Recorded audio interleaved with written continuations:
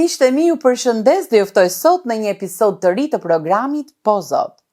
Sot do të ndjekim rrëfimin e besimit të një vajze të re, shumë kureshtare. Ajo lexonte shumë dhe e kishte mendjen plot me pyetje rreth jetës së përtejme. Pse vdesin njerëzit kaq të rinj? Ku shkojnë ata pas kësaj jete? Cilat janë provat që na bindin për jetën e përjetshme? Në një shoqëri ateiste, këto ishin biseda të bëra në fshehtësi, por sapo Shqipëria u hap për besimin, ajo i kërkoi këto prova dhe përgjigjen e pyetjeve të saj në të gjitha format e mundshme të religionit. Me sinqeritetin e një adoleshente që kërkonte kuptim dhe qëllim për jetën e saj, ajo provoi të lutej në shumë forma që ia servirnin fe të ndryshme, deri në momentin kur ai që njeh çdo zemër të etur për të vërtetën, ju shfaq në mënyrë supernatyrore dhe që askush nuk mund ta mohonte. Në një moment kur jeta e saj u vu në rrezik, Perëndia e mbrojti dhe e nxori jashtë me një dorë të fuqishme. Nuk kishte dyshim që ai që ajo po e kërkonte me ngulm gjithandej, ju përgjigj, ashtu si mund të bëj vetëm një atë i mirë. E që nga një moment, më shumë se 30 vite më parë, ajo vazhdon të thoj edhe sot: Perëndi, bëj me mua çfarë të duash ti, dhe nuk e ka kthyer më kurrë kokën mbrapa. Ju ftoj të ndjekim një rrëfim besimi, që na nxit të gjithëve t'i afrohemi Perëndisë si një atë dhe të dorëzojmë çdo gjë përpara tij.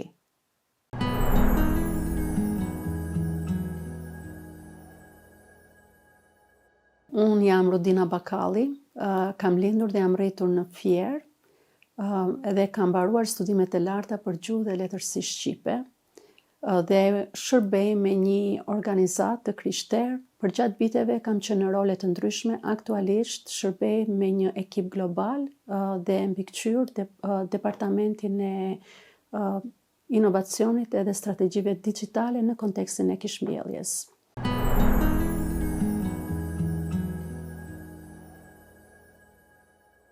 Njohja ime e Jezusit ka qenë njohtim, nuk ka qenë diçka që ka ndodhur me një herë. Unë jam lindur dhe rritur gjatë komunizmit, deri në moshën 17 vjeç, kur Shqipëria u hap, dhe së pari filloi liria e besimit. Vi nga një familje me prapavi muslimane, por që besimi nuk është praktikuar asnjëherë në familjen time. As nga gjyshrit, nga të dyja palët, nuk është që unë perceptova një lloj besimi, por ato kishin i mbanin traditat disi të fshehta, apo jo hapur për ne fëmijët. Kur Shqipëria u hap, unë kisha shumë kuriozitet që të njohja Zotin. Që nga fëmijëria unë gjithmonë kam qenë kurioze për jetën e përtejshme, për shkak të ngjarjeve që kanë ndodhur në atë kohë në lagjen time me moshatarë të mi, kur isha në klasën e 6, një nga fëmijët e shkollës tonë, që ishte bashkë moshatar me ne, vdiq për shkak të leuqemisë, dhe kjo ishte shumë e rëndë. Edhe nisi së pari pikpyetjet në lidhje me vdekjen edhe me jetën e përtejme, ose pse vdiste njerëzit kaq të rinj. Vetëm pak një vit ose 2 vite më vonë vdes një fëmijë tjetër në lagjen tonë, që bie nga kati 4, dhe kjo prapë përjetoi shumë në atë kohë në komunitet.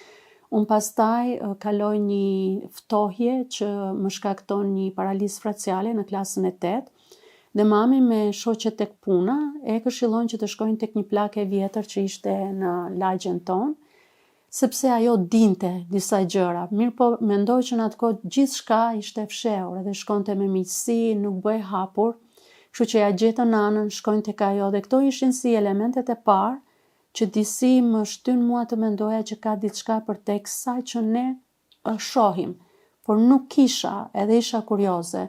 Dhe pastaj ishin këto bestytnit që ende jo mos fshi të martën, mos qëndis kur është darkë, mos ujit lulet, gjëra të tilla, jo e premtja është ditë e mirë, jo e marta është ditë ters, domethënë gjëra që disi elemente të bestytnisë që kishin ardhur nga koha para komunizmit, por që nuk flitej direkt për Zotin. Kështu që kur Shqipëria u hap, unë isha shumë kurioze, edhe doja të dija më shumë për këtë. Së pari kam filluar nga muslimanizmi, duke qenë se vija nga një familje muslimane, dhe pastaj pak jam ndikuar për ortodoksin, sepse Fier ishte një qytet me një pjesë të mirë ortodokse, popullat ortodokse, dhe u bë nuk quhet mesh, por një shërbes tek vendi ku ka qenë kisha ortodokse pranë lumit Xhanica, edhe mbaj mend që shkova aty me ca shoqe duke ndezur qirin, di që isha shumë e etur, isha shumë kurioze, dhe në të njëjtën kohë, në qytetin tonë vjen një grup që quheshin Bahaj,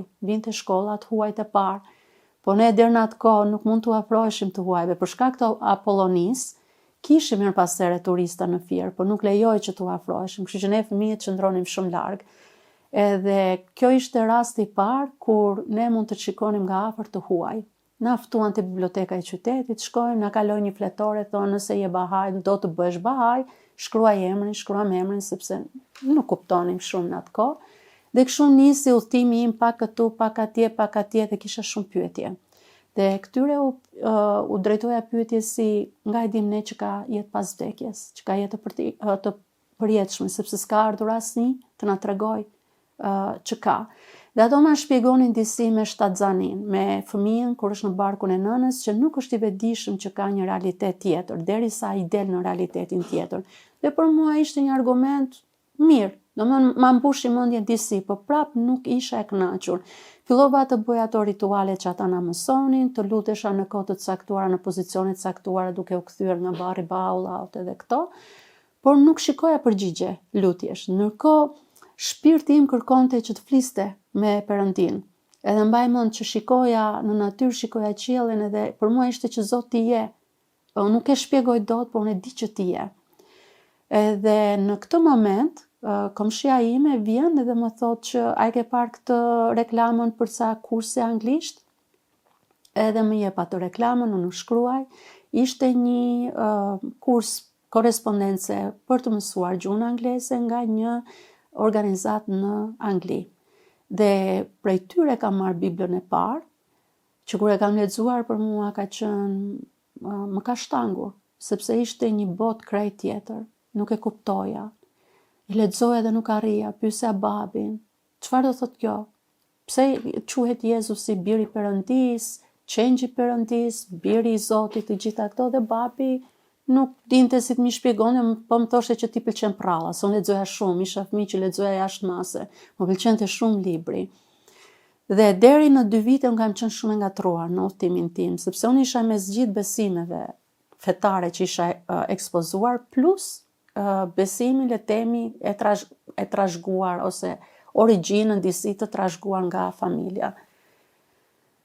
Dhe po lutesha pak ashtu, por në një moment, duke lexuar Ungjillin e Gjonit, unë i kërkoj Jezusit që të vinë në jetën time.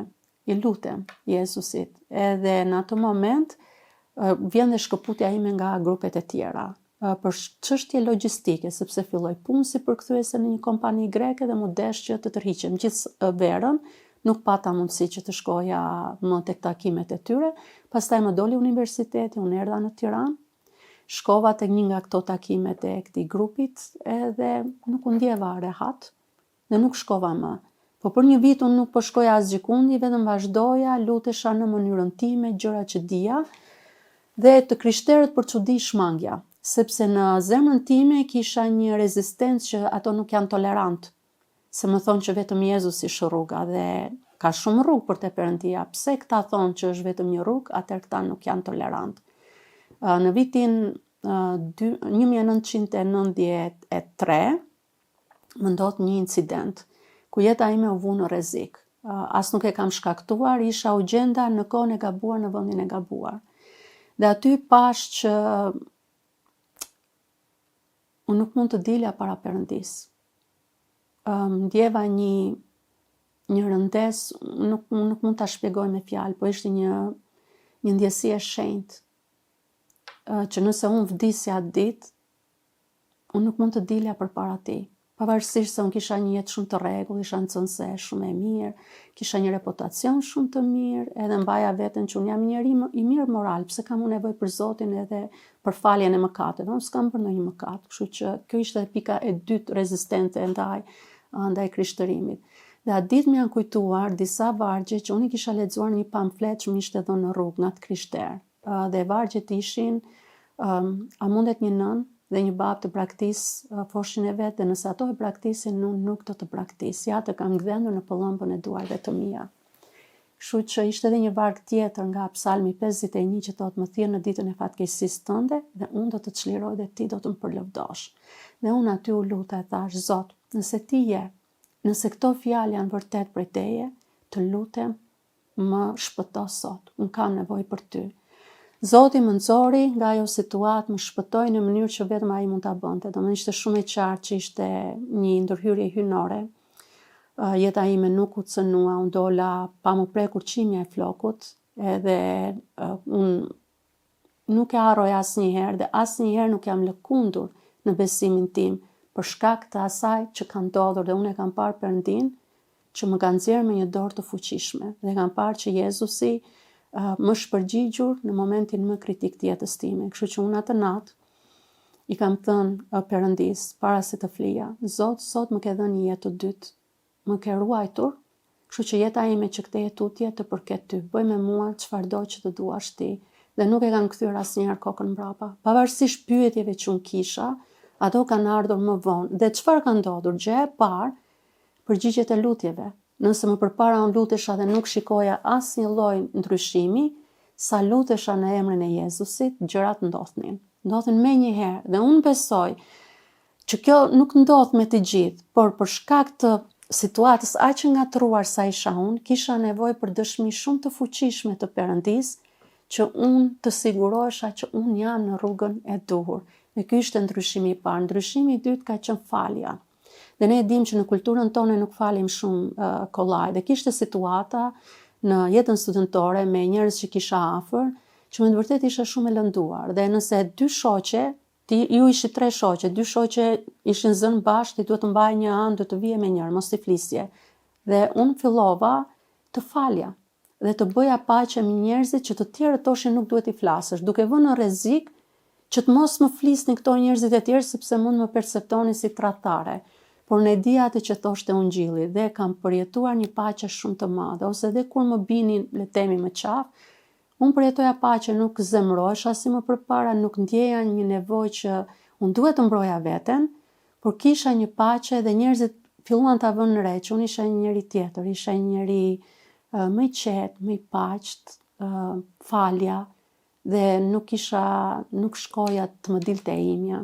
Kështu që këto ishin disa nga gjërat e para, edhe lutja, domethënë unë e kam dashur lutjen që nga fillimi, por vetë shkrimit, sepse fillova të lexoja Biblën dhe që të njihja Perëndin. Dhe shkrimi më ka ndihmuar që unë ta njoh Perëndin për atë që është, kush është Perëndia, kush është karakteri i tij, si ka vepruar Perëndia përgjatë historisë, çfarë i pëlqen Perëndis, cila është lutja që ai dëgjon, si flet Perëndia. Të gjitha këto kanë qenë një proces rritjeje, duke e parë në shkrim si është Perëndia, Perëndia është i shenjtë. Unë e shikoj që ai ka reaguar kundër mëkatit, edhe mëkateve që unë nuk i konsideroja mëkate. Por që për Perëndin, kur ti lexon fjalën e tij, ai thotë edhe në zemër nëse ti e ke urryer dikë, ti tashmë e ke kryer vrasin, pra standardin më të lartë.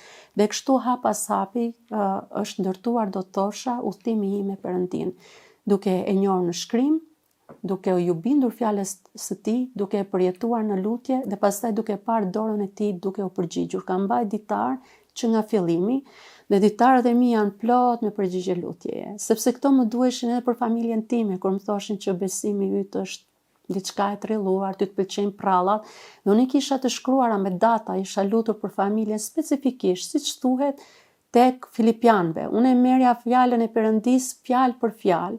Nëse thoshte mos u shqetëso për asgjë, por në çdo gjë lutu, unë lutesha deri për gjën më të vogël dhe i shkruaja me datë. Dhe më vonë unë kthesha dhe i nënvizoja, thosha është plotësuar në këtë datë.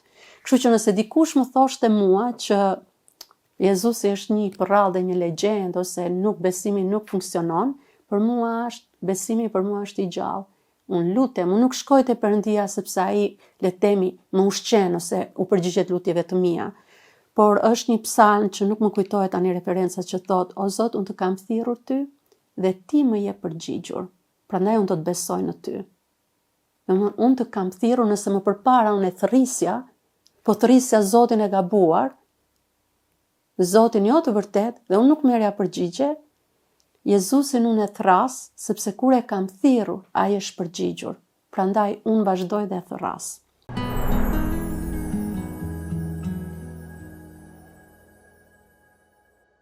Në fakt do kishte qenë bukur nëse sillja ditarët e mi këtu, që të tregoja momente kur kam pas vërtet nevojë për konfirmim nga Perëndia dhe se si ai e ka konfirmuar. Do ndaj një moment të fundit që më kujtohet tani. Ishim një proces për universitetin për vajzën e dytë. Për vajzën e madhe kishim parë se si Zoti kishte siguruar në një mënyrë që nuk e prisnim, të mrekullueshme. Dhe në një moment vajza më shpreh e dyta, më shpreh dëshirën e saj për universitet, për tha, unë e di që ju si keni mundësit, edhe nuk do ndodhë siç ka ndodhur me Emën.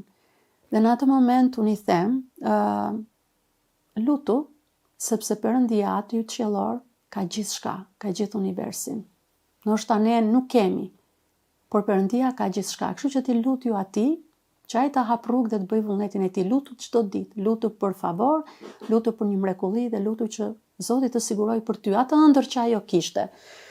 Kur ne i themi këto fëmijëve, disi unë ja them edhe për t'i ngushëlluar, por jo për t'i dhënë premtime falso, sepse Perëndia jo gjithmonë përgjigjet siç duam ne, dhe mund të them një rast të tillë, por për t'i mësuar ata sepse është udhëtimi i tyre me Perëndin gjithashtu. Dhe unë e kisha këtë barë që fëmia im ka këtë ëndër, ka këtë dëshirë, por unë nuk i kam mundësit. Një mëngjes isha duke bërë planin e leximit edhe të studimit nga Bibla dhe isha tek Esteri, te libri i Esterit. Dhe lexoj historinë e Mordekait edhe të Esterit dhe pyetjet që ishin te devocioni ishin disi për të kthyer tek unë që a ka diçka që ti mund të bësh për dikë sot? Pyet e Perëndin, çfarë mund të bëj? Për kë mund të bëj dhe çfarë mund të bëj sot? Kështu që unë lutem, por pa menduar fëmijën tim. Lutem siç Zot lutem më trego, a ka diçka që unë mund të bëj për dikë sot, që unë e kam në dorë ta ndihmoj dhe duhet ta bëj. Edhe direkt në mendjen time vjen Tea, vajza ime. Po, Tea, dhe unë më çudita, edhe më dhan 2 hapa. Duhet i shkruaja 2 njerëzve. Me emra, ti do t'i shkruash këtij personi dhe këtij personi, dhe saktësisht çfarë do bëja. Do të pyesja një person për një procedurë, për një bursë, edhe një person për diçka tjetër. Unë ndjeva pak në sikletë isha, është mendja ime kjo. Tani si t'i shkruaj unë këtyre bijve të botës për këto gjëra.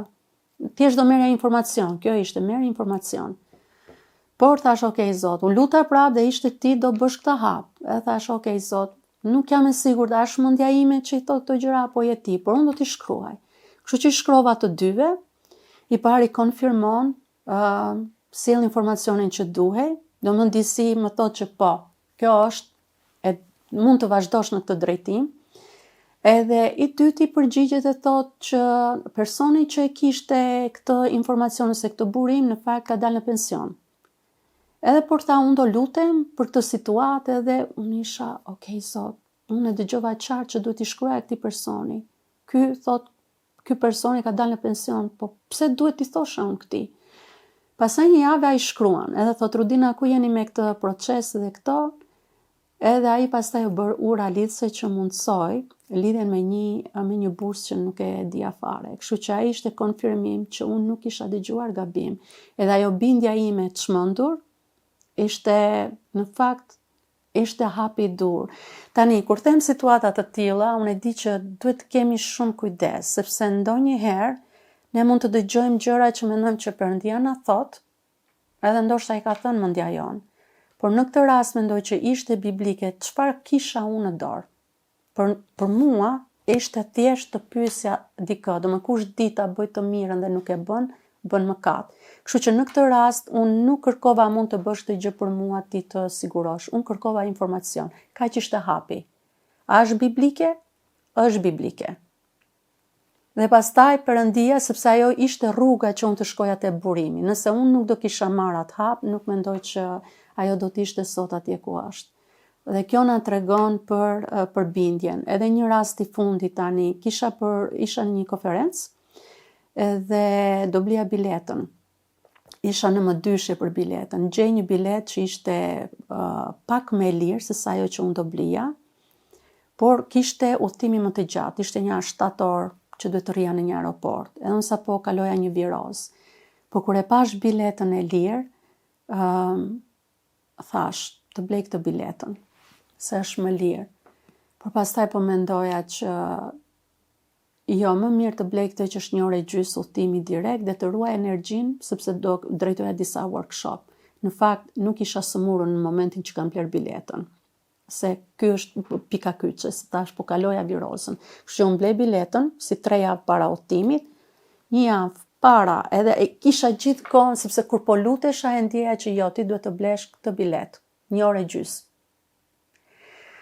Dhe isha, ndoshta nuk i administrova mirë lekët, duhet kisha marrë këtë, më mirë kisha sakrifikuar dhe të kisha ndej në shtator në aeroport, mund të lexoja, mund të shkruaja, mund të bëja këto. Çfarë ndodh? 1 orë para, jo 1 orë, 1 javë para udhëtimit, unë sëmurem shumë keq dhe ishin simptomat e Covidit, gati humb zërin, një këputje sa që unë nuk e dija a do isha në gjendje të bëja udhëtimin. Do të anuloja workshopet gjitha. Zoti do më kërkova disa njerëzve të luteshin, por vetëm atëherë e kam falenderuar Perëndin Zot sa mirë që unë e dëgjova atë zërin e vogël, sepse do ishte e pamundur në ato kushte që unë të rrija 7 orë e gjysmë në një aeroport tranzit, edhe të kisha shkuar, nuk do isha në gjendje as të jepja workshop, ndoshta mund kisha përfunduar atje në spital. Por që këto janë, le të themi, ato eksperienca që disi janë jashtë shkrimit, sepse nuk është shkruar në shkrim Rudina bli këtë ose bli atë, por ndonjëherë ne ndoshta dëgjojmë diçka që është në kundërshtim me logjikën tonë normale. Edhe prap them që duhet shumë kujdes, duhet lutje dhe kjo vjen me kohën, kur ty për shumë le të themi ti bindesh dhe shikon që Zoti e ka vërtetohet që ishte ashtu, pra e ke, sepse ti mund të dëgjosh diçka edhe nuk del ashtu. Atëherë ti duhet të vësh në pikpyetje, apo dëgjoj tamam se merr njerëz, do më merr veten më qafë, merr dhe njerëz të tjerë më qafë kur thon, un kam dëgjuar këtë nga Zoti tani edhe veprojnë mbi atë, po pa patur evidencë, po më vonë pa patur mbështetje. Dhe në momentin që ti nuk të del siç mendove ti që Zoti tha, sepse Zoti nuk flet asnjëherë gabim. Nëse thot diçka do ta bëj.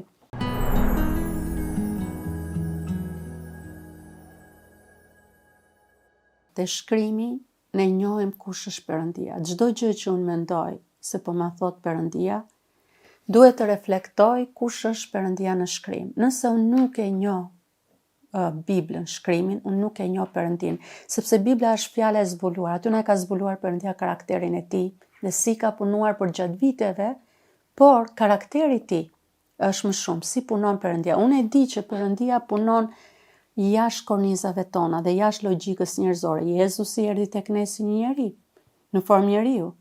Dhe ai tha tempulli ishte ai. Dhe hebrejt e kryqëzuan atë kur ai foli për tempullin. Pse? Sepse për ta Perëndia ishte tempulli, ishte një vend fizik. Erdhi përmes një të virgjëre, në një mënyrë jo natyrore. Dhe ka shumë raste të tjera në Bibël, për shembull foli gomari, kur njeriu nuk po i bindej Perëndis, Perëndia përdori gomarin. Dhe raste të tilla kur ti e shikon, mendja jote hapet që Perëndia punon jashtë kornizave tona njerëzore, por gjithmonë duhet të jetë në përputhje me karakterin e tij. Dhe ne duhet të dallojmë a është e shenjtë, a reflekton shenjtërinë e Perëndis, ky mendim që kam.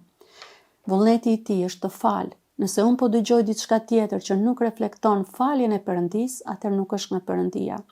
Le të themi, janë disa urdhërime shumë të qarta në Bibël. Le të themi një marrëdhënie. Nëse unë mendoj që kam parë dikënd ose është afruar dikush te unë, po është jo besimtar. Tani Perëndia nuk është diskriminues kur thotë që duhet të martohesh me një besimtar. Nuk është që nuk e don jo besimtar, ne gjithë kemi ardhur atje, unë isha. Por ka një arsye pse. E ka të shpjeguar në shkrim. Dhe nëse unë dua ta justifikoj që ky është vullneti i Perëndis, sepse Perëndia ma solli në jetën time, ai erdhi më vjen keq Perëndia, nuk bie në kundërshtim me fjalën e tij. Nëse është një rast tjetër që është rast etik, që është shumë i pastër, që një gjë që ti le të themi vendos, është kundër asaj që ai bën. Për shembull, më kujtohet një rast kur ne do bënim disa punime në shtëpi, edhe na thoshin po gjej këtë rrugën, jepi një kafe filanit Fistekut, edhe se nuk zgjidhen ndryshe, tham jo, ne do shkojmë sipas ligjeve që ka vendosur shteti, përmes zyrës së licencuar të arkitekturës, dhe lavdi Zotit që ne ndoqim këtë, sepse dolën disa gjëra në dokumenta që nuk ishin sqaruar në fillim, që ishin disa veprime që nuk ishin bërë, jo nga ne.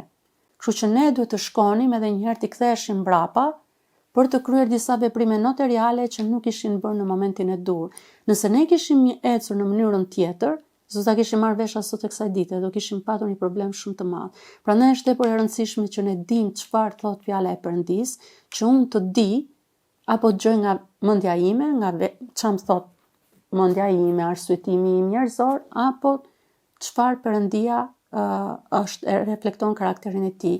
Tjetra janë disiplinat e lutjes. Ky ditari për shembull më ndihmon, dhe kur unë kthehem dhe shikoj se si është përgjigjur Perëndia, unë e di që kur ai ka thënë mos u shqetëso për asgjë, por në çdo gjë me falënderim, me lutje, me përgjërim, parashtroj kërkesat e tua tek Perëndia, ose dhe gjithë merakun tuaj hidheni mbi të, sepse ai merakoset për ty. Dhe kur unë shkoj te Perëndia dhe them Jezus, kjo është barra ime. Këto janë ti ke thënë mos u shqetëso për asgjë, lutu në çdo gjë. Këto janë nevojat që un kam, i lë përpara teje. Dhe unë shikoj që Perëndia përgjigjet. Atëherë kjo më përforcon që atë që është në Bibël ai e vërteton. A më ka dhënë çdo gjë që unë jam lutur? Jo, nuk e kam marrë çdo gjë që jam lutur, por me kohën kam thënë faleminderit Zot që ti s'më ke dhënë atë gjë, sepse ajo që kishte ruajtur ishte shumë herë më e mirë. Agjërimi është një nga praktikat ose disiplinat shpirtërore që mua personalisht më ka ndihmuar shumë. Sepse në agjërim, sidomos në momente që janë kyçe, që kemi vështirësi të mëdha, që duket sikur nuk po ndodh asnjë, agjërojmë. Dhe ku e kemi parë këtë praktikë, e kemi parë në Shkrim, që në momente kyçe, qoftë të popullit të Izraelit, por edhe Jezusi vet, edhe apostujt kanë agjëruar. Unë nuk e kuptoj, për mua është mister, sepse unë nuk e di se si të agjëruarit tim ndikon në sferën shpirtërore, por ndikon. Edhe ajo që ndodh në agjërim është që duket sikur ritmi bie, ti qetësohesh më shumë. Nuk kam lexuar ndonjëherë, biles tani që mendoj, jam kurioze të lexoj për efektet jo psikologjike, por efektet edhe biologjike, çfarë ndodh në trup dhe si lidhet me gjithë zinxhirin si jemi krijuar, çfarë ndodh në trupin tonë kur agjërojmë. Por e di që në fillim është si i parehatshëm, por pastaj nga fundi i ditës ti fillon qetësohesh. I shikon gjërat më ndryshe, je duke u lutur ndërkohë që agjëron, jo thjesht heq dorë nga të ngrënët, se njerëzit kanë dhe dieta që heqin dorë nga të ngrënët, por agjërimi është të hequrit dorë nga ushqimi me qëllim, adhuron, lutesh. Edhe gjithmonë ditari nuk e ndaj, i shkruaj të gjitha sepse kur shkruaj, që futet edhe te procesi meditimit, është meditimi i shkruar, mendimet qartësohen dhe është aty ku Perëndia disi ndërhyn me mendime ose pasazhe që unë nuk i kam parë, duke më dhënë një dritë të re. Kështu që kjo më ka ndihmuar shumë gjithashtu dhe gjithmonë kam parë në situata kyç kur kam agjëruar, Perëndia ka bërë gjëra që ndryshe ndoshta nuk do t'i kisha parë.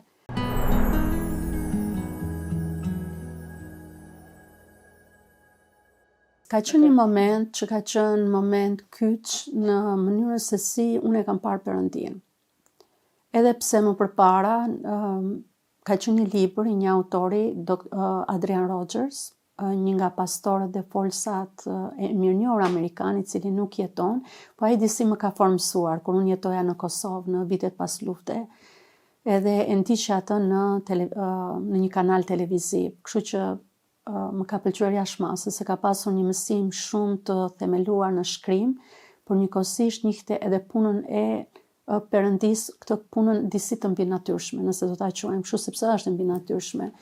Adrian Rogers ka një libër që quhet Autoriteti i mbretërisë. Edhe aty shpjegon se si ndonjëherë te krishterët i afrohemi Perëndis për gjëra që ai tashmë na i ka dhënë. Ne i lutemi për gjërat që Perëndia i ka premtuar në shkrimin e tij. Dhe kthehemi prapë tek ajo që po thosha, që është e rëndësishme të njohësh shkrimin, që të dish si vepron Perëndia, që të mos shkosh tek ai ti kërkosh diçka që është në kundërshtim me natyrën e tij, ose ti kërkosh diçka që ai tashmë ta ka dhënë. Kështu që ky ka qenë, atëherë unë fillova të ndryshoja mënyrën se si lutesha. Nuk lutesha më duke i kërkuar Perëndis gjëra që ai më kishte dhënë, por e falenderoja. Kemi dhe Jezusin ku thotë, unë e di që ti më dëgjon, por unë lutem për këta. Domethënë Jezusi nuk u lut i pasigur që a më dëgjon o Perëndi, por tha, unë e di që ti më dëgjon, ose vargu që përmenda më përpara, unë të kam thirrur dhe ti më ke dëgjuar. Dhe më je përgjigjur, prandaj unë të thërras përsëri. Pra, kjo siguri që Perëndia më dëgjon. Si më dëgjon Perëndia? Nga e di unë, sepse janë fëmijë i tij. Edhe kanë në shkrim, në premtime, që nëse i të ras, ai më dëgjon.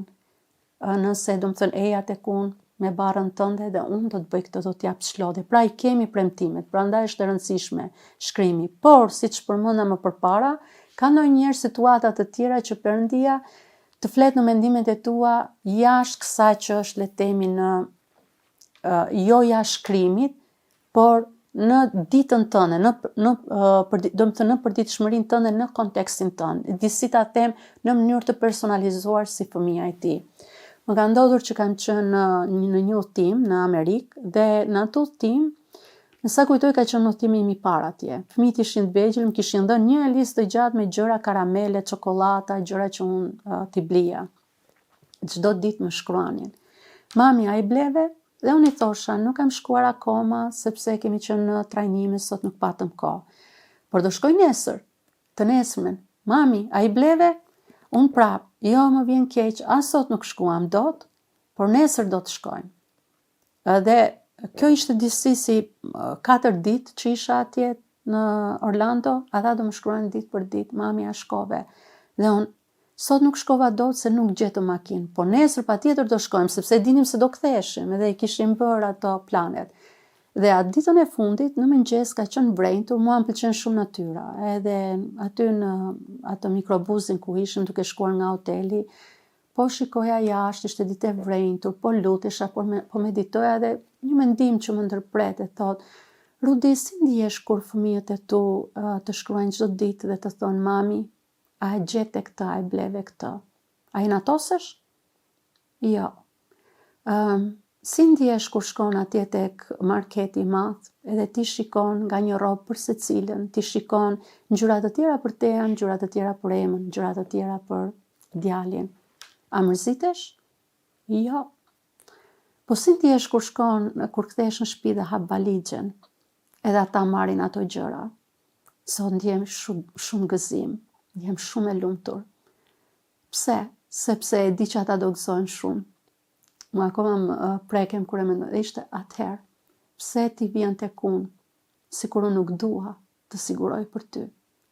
Pse ti vjen me frikë kur më kërkon diçka se unë do mërzitem me ty ose nuk është mjaft e perëndishme kur ti më sjell kërkesat e tua? Ka qenë një moment që unë thosha më ka ndryshuar komplet mënyrën se si unë i drejtohem Perëndis. A është kjo jo biblike? Perëndia është një atë. Edhe a ka thënë eja tek unë çdo gjë, për çdo gjë? A na ka thënë ndonjëherë Perëndia, bollu lute se të kam dëgjuar mjaft, nuk ta plotsoj këtë? Jo, por ka thënë silli me falënderim. A i ka bërë gjithmonë? Ka pat plot raste djali im ka kërkuar le të themi bli këtë, por unë e di që nuk është e shëndetshme dhe nuk ja kam çuar.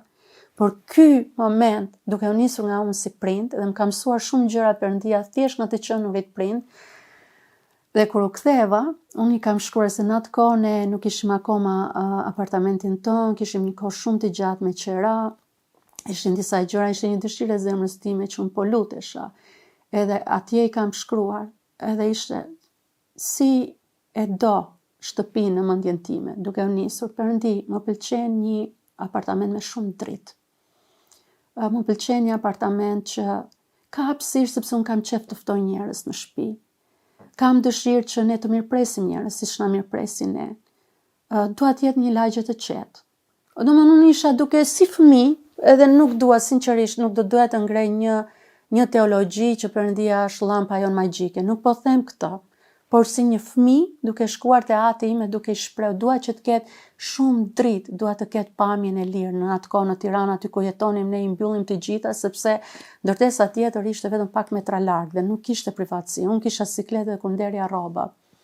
Nëse ju do vini vetëm një herë në apartamentin ton, ju do shikoni se si Perëndia ka plotësuar të gjitha. Dhe unë i kam në ditar, dhe një gjë që kam shkruar, njësoj si fëmijët e mi më thoshin, mami, a i gjete këto, a i bleve, unë kam shkruar. Aba, a i ke gjetur shtëpin tonë, ne kemi bler shtëpin një muaj më vonë. Edhe shtëpia është kontrata shpirmosur në 8 mars, që është nga një anë është disi jo për të qeshur, por shumë interesante sepse është dita e gruas. Edhe ke parasysh dhuratat që bëhen dhe mua më duk sikur ishte buqeta e luleve. Edhe një herë doja të thosha që nuk dua të ngrej një teologji mbi këto, por ec me Perëndin si me një atë, afroju si një ati, sepse Jezusi e ka bërë të mundur. Ai nuk vdiq për ne që ne të kemi një marrëdhënie si sklever. Jezusi dhe dishepujve i tha, nuk ju kam quajtur sklever, por miq, shok. Kjo është marrëdhënia dhe fryma në ne thret Aba, o Atë. Ti afrohemi atij fronit të hirit me siguri, sepse Jezusi është kryeprifti ynë që ndërmjetëson për ne, ai na do shumë dhe ka dhënë jetën e tij për ne. Dhe siç thuhet e Romakëve, nëse ai që ka dhënë birin, ai që dha birin e tij, si mund t'ju kursej ju gjërat e tjera? To gjërat e tjera janë komplet të parëndësishme. Por Perëndia i njeh dëshirat e zemrës sonë dhe duhet t'i afrohemi atij me këtë siguri që ai na do dhe ka më të mirën për ne. Dhe siç thash më përpara që ka patur raste kur ka thënë jo, por shumë më para këtij apartamenti, unë kisha pëlqyer një shtëpi edhe një apartament tjetër, dhe isha e sigurt që ishin e amërzitur kur nuk u bë, më duk sikur, por kur kam parë këtë, kam thënë, o Zot, faleminderit që ti na pengove të shkonim në këto të tjera, sepse ai dha diçka shumë herë më të mirë që unë s'mund ta imagjinoja kur. Perëndia është Perëndia i gjërave të mrekullueshme, të jashtëzakonshme, që përmbushin plotësisht kush është ai, si një Zot bujar, një Zot i mirë, një Zot i dashur.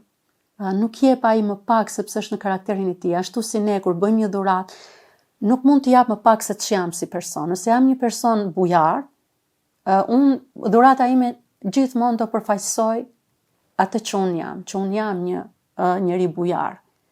Nëse le të themi jam një njeri pak më kursimtar, do përfaqësohet tek ajo që jam. Por Perëndia është një Perëndi i mirë dhe është një Perëndi i dashur. Prandaj është e rëndësishme që ne e njohim atë. Edhe siç thash, sepse dua që t'i paraprik këtyre keqkuptimeve të tjera që shkojnë në egzagjerimet, sepse Pali tha unë jam i kënaqur në mospatje dhe i kënaqur në bollok. Edhe unë i kam provuar të dyja. Edhe të numroj monedat, por edhe të jem në bollok. Edhe të mësoj në të dyja rastet si t'i jap lavdi Perëndisë dhe ta falenderoj. Si t'jem administratore e mirë dhe t'i besoj atij, le të them në qindarkat e mia, por si t'jem bujare dhe të falenderoj atë dhe ta kujtoj Perëndin tim në bollokun tim. Kështu që është shumë e rëndësishme që ne shohim përgjatë gjithë jetës tonë si Perëndia ka vepruar dhe vepron.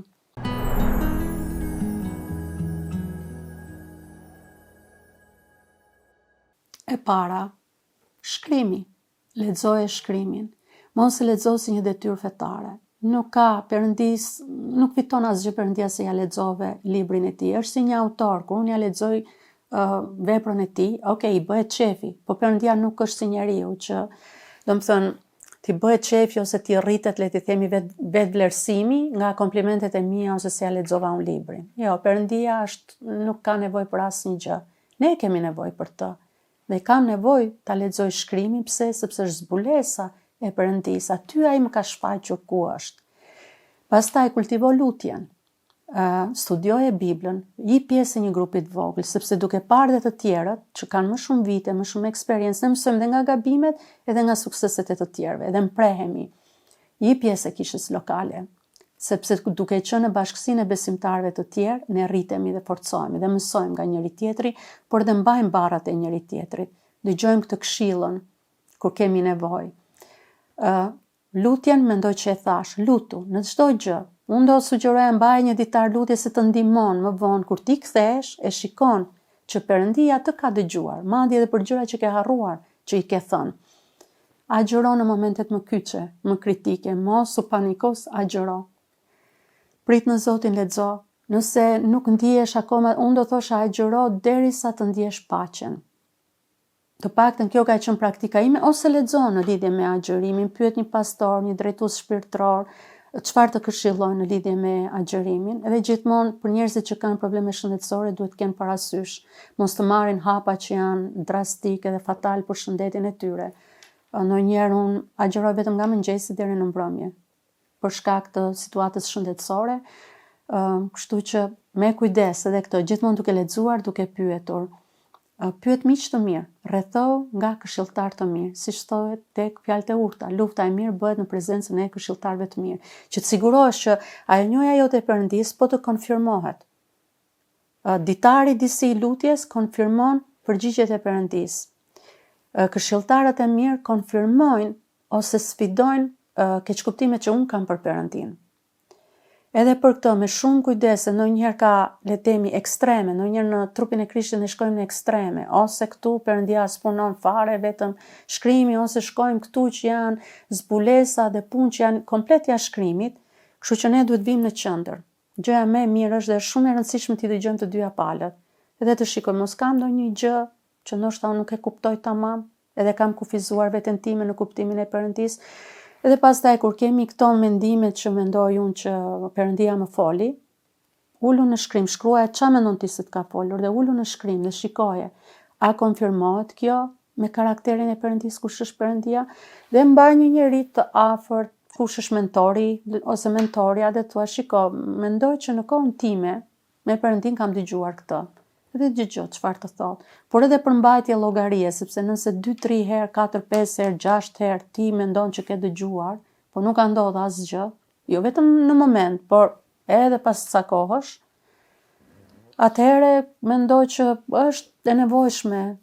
Por Jezusi tha që ju delet e mia dëgjojnë zërin tim dhe ato më ndjekin. Kështu që mendoj që secili që është fëmijë e Perëndis e dëgjon Perëndin, por ne duhet ulim zërat e tjerë dhe duhet marrim të kohën, sidomos tani me rrjetet sociale. Unë e shoh se sa po dobësohet shëndeti ynë si besimtare, shoh nga mënyra si përgjigjen, gjëra që janë hapur kundër shkrimit të shenjtë, që i bëjmë publikisht duke sharë njëri tjetrin, duke kritikuar, duke thirrur me emra, kjo është komplet jo biblike. Sepse Bibla thot, edhe le temi nëse unë kam mëkatuar, ndoshta për hir të tjerëve t'i jep një përgjigje në komente, për të adresuar një keq interpretim ose diçka që është e gabuar.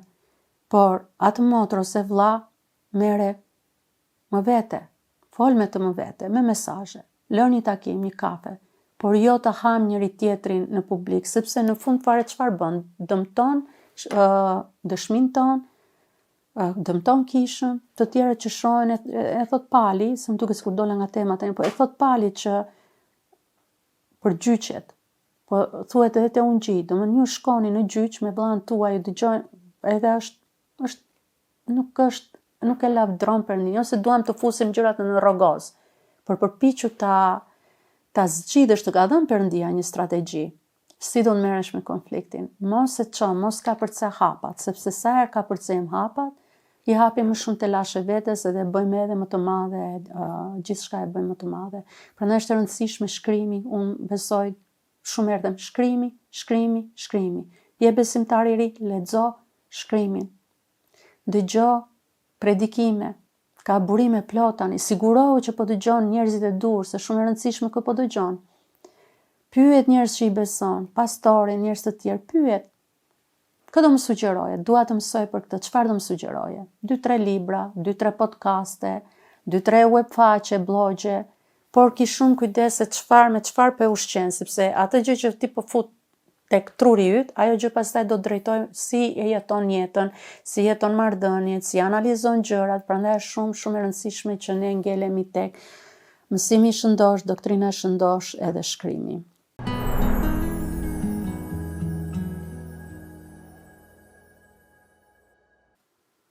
Jezusin vazhdoj ta thërras, sepse kur e kam thirrur, ai më është përgjigjur. Mikesha jona inkurajoj sot që ti lutemi atij që dëgjon dhe që na përgjigjet. Ajo na inkurajoj që të mbajmë një ditar të lutjeve tona dhe të shkruajmë aty sa herë ai na përgjigjet. Perëndia është një ati mirë që u jep dhurata të mira fëmijëve të tij. Ai njeh mendimet tona, njeh nevojat tona, edhe dëshirat tona. Por në njëjtën kohë, ndryshe nga baballarët tanë toksor, ai është i përsosur, është i urtë, na do pa kushte dhe është gjithmonë besnik. Ky është karakteri Perëndis tonë, edhe ai nuk ndryshon. Kur e kuptojmë me të vërtetë që Zoti është Ati ynë, nuk kemi më frikë. Ne mund të pushojmë në premtimet e Tij, mund t'i besojmë kohës së Tij dhe të ecim me siguri, duke e ditur se ai ka një plan për jetën tonë, një plan të mirë dhe të përsosur. Ky është thelbi i jetuarit si fëmijë i një ati përjetësisht të mirë. Nuk kemi nevojë t'i kuptojmë të gjitha. Thjesht duhet t'i besojmë atij ashtu si beson një fëmijë i vogël. Tek letra e parë e Gjonit, në kapitullin 3 dhe në vargu 1 lexojmë: Shiko ç'dashuri të madhe na dha Ati, që të quhemi bij të Perëndisë. Deri në takimin tonë të ardhshëm, lutem që të ngulitesh në zemrën tënde këtë të vërtetë. Ti je i dashur nga Ati yt qiellor. Ai të sheh, ai kujdeset për ty dhe po punon që çdo gjë të bashkëveprojë për të mirën tënde. Pusho në krahët e tij dhe lejo paqen e tij të ruaj zemrën.